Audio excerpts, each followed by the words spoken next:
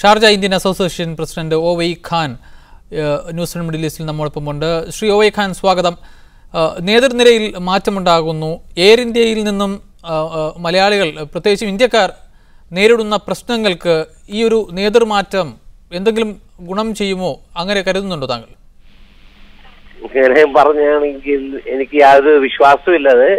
എങ്കിലും ഈ പുതിയ സർക്കാർ വന്ന അടിസ്ഥാനത്തിൽ there are some hopes പറയാൻ എനിക്ക്. പക്ഷെ മാറ്റങ്ങൾ വരണമെങ്കിൽ എയർ ഇന്ത്യയുടെ timing has to properly maintain ചെയ്യണം അവര്. അല്ലാണ്ട് വെറുതെ മാറ്റങ്ങൾ പറഞ്ഞ് എല്ലാപ്പോഴും മാറ്റങ്ങൾ പറഞ്ഞ് പോകണ്ടേ. അതിന് വേണ്ടത് വെച്ചാൽ ഉള്ള ടൈമിങ്സ് ഒക്കെ പ്രോപ്പർ ഷെഡ്യൂളിങ് വേണം. പിന്നെ ഈ പഴയ ഫ്ലൈറ്റ്സ് ആണ് അതിന്റെ ഉള്ളിലുള്ളത്.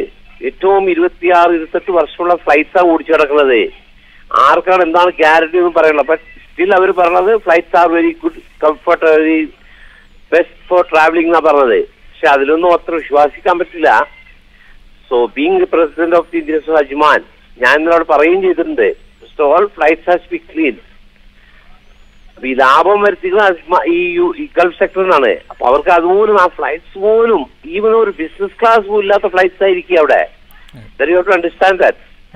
വെറുതെ മാറ്റങ്ങൾ പറഞ്ഞത് ആളെ ഈ ഒരു കളിപ്പിക്കൽ ആണ് പരിപാടിയായത്. വർഷങ്ങളായാലും അജിറ്റേഷൻ നടത്തിയിട്ടുള്ളത്. ഒരു പരിഹാരം ഇതിൽ കണ്ടിട്ടില്ല ഇവര്.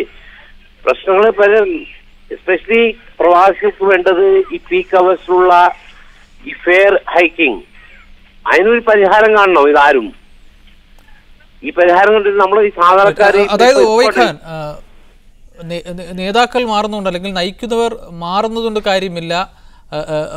ഗൾഫ് സെക്ടറിലേക്ക്, ആ മേഖലയിൽ നിന്നും യാത്ര ചെയ്യുന്ന യാത്രക്കാരോടുള്ള എയർ ഇന്ത്യയുടെ മനോഭാവത്തിലാണ് പ്രശ്നം. അങ്ങനെയാണോ മനസ്സിലാക്കേണ്ടത്? ഈ സ്റ്റേജ് എയർപോർട്ടിൽ എല്ലാരും കൊള്ളാം, ഫ്ലൈറ്റിൽ ഇരിക്കുന്നവർ മനോഭാവം മാറില്ല.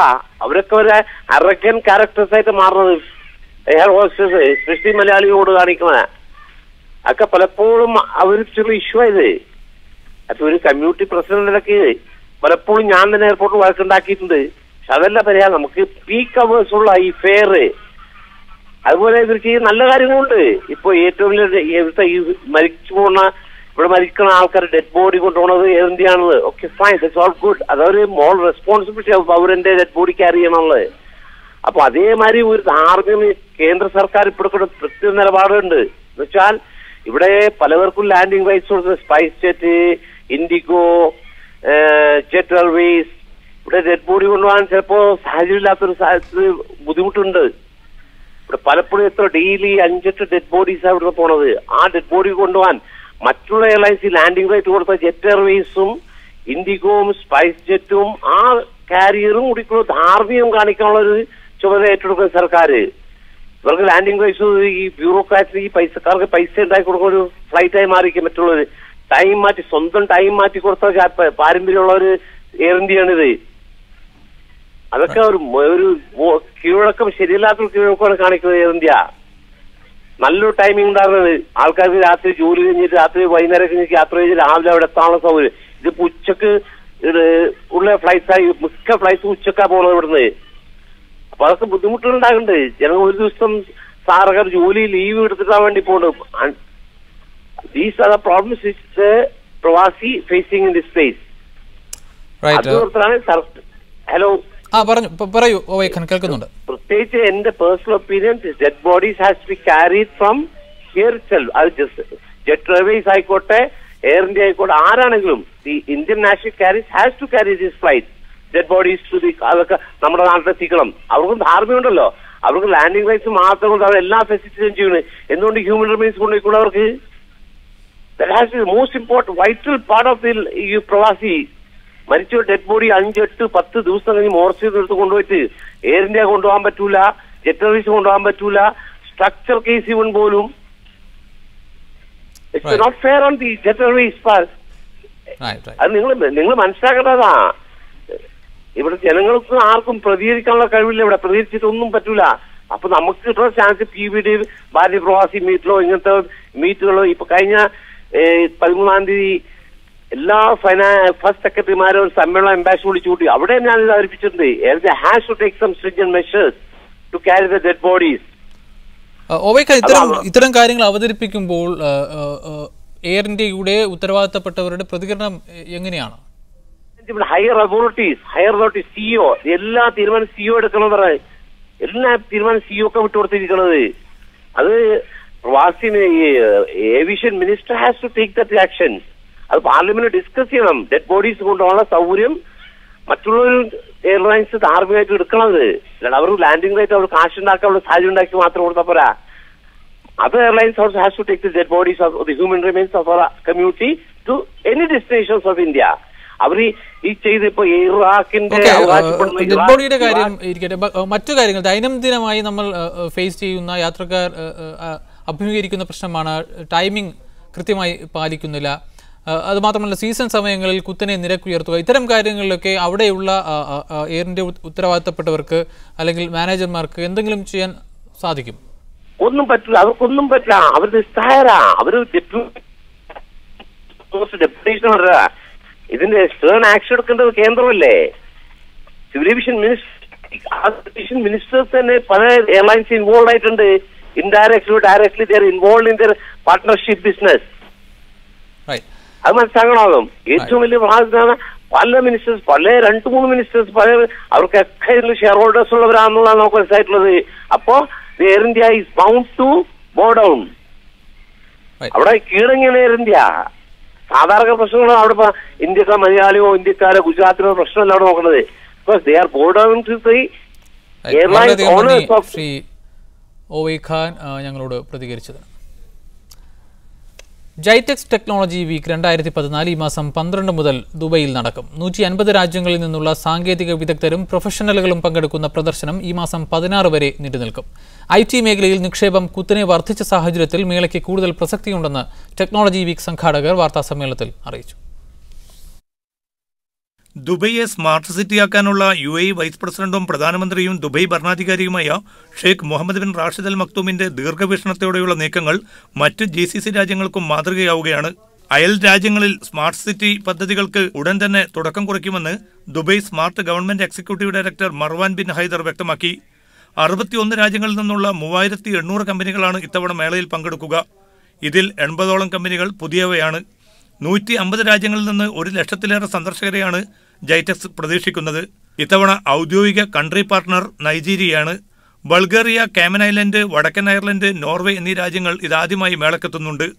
അതേസമയം Saudi Arabia, Singapore, Switzerland, Sri Lanka, വടക്കൻ അയർലൻഡ്, ചെക്ക് റിപ്പബ്ലിക് എന്നീ രാജ്യങ്ങൾ ആദ്യമായി പ്രത്യേക പവലിയനുകളും ഒരുക്കും.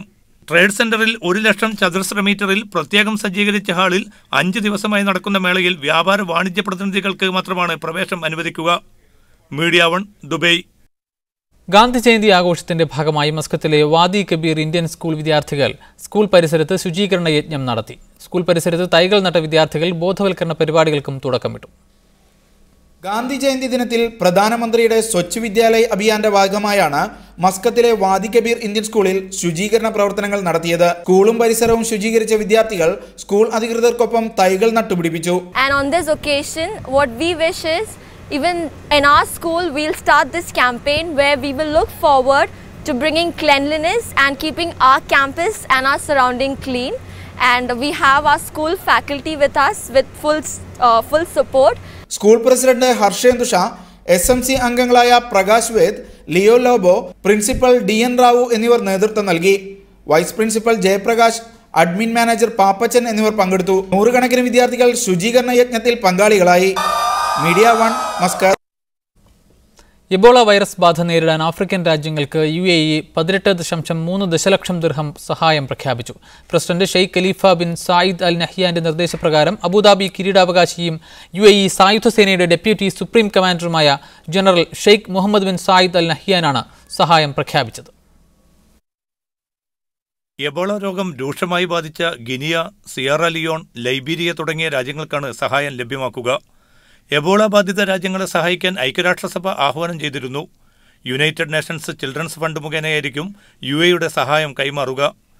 UAE ഭരണാധികാരികളുടെ പിന്തുണയാണ് സഹായത്തിലൂടെ തെളിയുന്നതെന്ന് അന്താരാഷ്ട്ര സഹകരണ വകുപ്പ് മന്ത്രി ഷെയ്ഖ ലുബിന ബിൻത് ഖാലിദ് അൽ കാസ്മി പറഞ്ഞു. ലോകം രോഗവിമുക്തമാക്കാൻ വിവിധ അന്താരാഷ്ട്ര സ്ഥാപനങ്ങളുമായി യോജിച്ച് പ്രവർത്തിക്കും. എബോള രോഗം കേവലം ആഫ്രിക്കയെ മാത്രം ബാധിക്കുന്ന ഒന്നല്ലെന്നും ലോകത്തിന് ഒന്നാകെ ഭീഷണിയാണെന്നും മന്ത്രി പറഞ്ഞു. രോഗവ്യാപനം തടയൽ, രോഗബാധിതരുടെ ചികിത്സ, അവർക്ക് അടിസ്ഥാന സൗകര്യങ്ങൾ ഒരുക്കൽ, മറ്റു രാജ്യങ്ങളിലേക്ക് വൈറസ് എത്താതിരിക്കാനുള്ള നടപടികൾ സ്വീകരിക്കൽ തുടങ്ങിയവയ്ക്കാണ് ഫണ്ട് വിനിയോഗിക്കുക. Media 1 Abu Dhabi.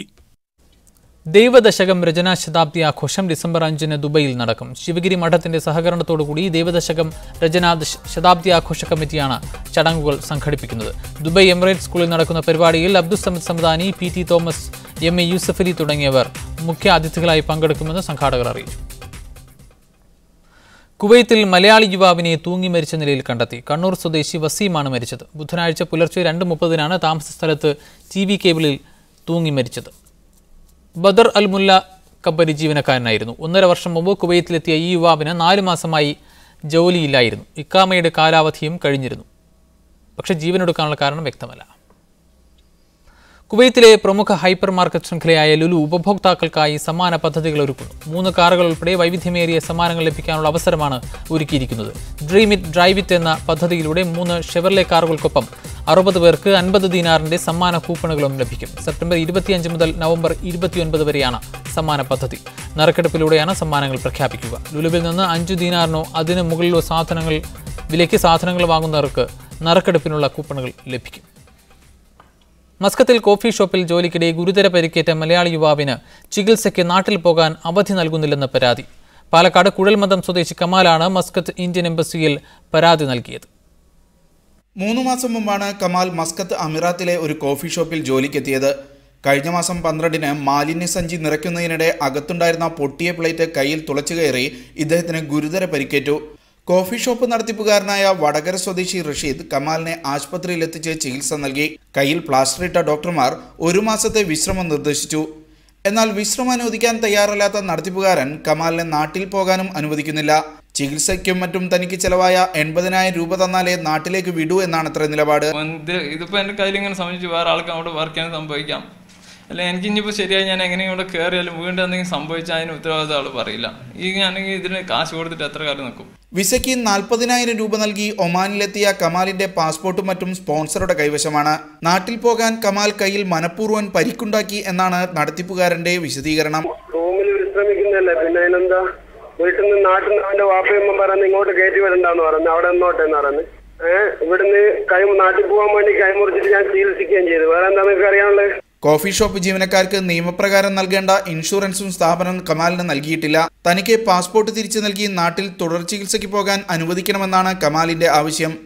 Shino Shamsuddin, media 1, Muscat. Mercedes ബെൻസിന്റെ ഏറ്റവും പുതിയ മോഡലായ S ക്ലാസ് കൂപ്പ് കാറുകൾ ദോഹയിൽ പുറത്തിറക്കി. ഖത്തറിലെ പ്രമുഖ ഓട്ടോമൊബൈൽസ് ഗ്രൂപ്പായ നാസർ ബിൻ ഖാലിദ് ഓട്ടോമൊബൈൽസ് ആണ് S ക്ലാസ് കൂപ്പിന്റെ ഖത്തറിലെ വിതരണക്കാർ. നിലവിൽ മെഴ്സിഡസ് ബെൻസിന്റെ ഔദ്യോഗിക വിതരണക്കാരും NBK ഓട്ടോമൊബൈൽസ് ആണ്. സൽവാർ റോഡിലെ NBK ഷോറൂമിലാണ് S ക്ലാസ് കൂപ്പിന്റെ പുതിയ കാറുകൾ പരിചയപ്പെടുത്തിയത്. 16 വർഷത്തെ ഇടവേളയ്ക്ക് ശേഷം ഏഷ്യാഡിൽ ഇന്ത്യ വീണ്ടും ഹോക്കി കിരീടം ചൂടുമ്പോൾ ഓർമ്മകളുടെ സ്വർണ്ണത്തിളക്കത്തിലാണ് മസ്കത്തിലെ നഖ്വി സാഹിബ്. 5 ഏഷ്യൻ ഗെയിംസുകൾക്ക് സാക്ഷ്യം വഹിച്ചിട്ടുണ്ട് 83-കാരനായ ഈ ഹോക്കി കോച്ച്.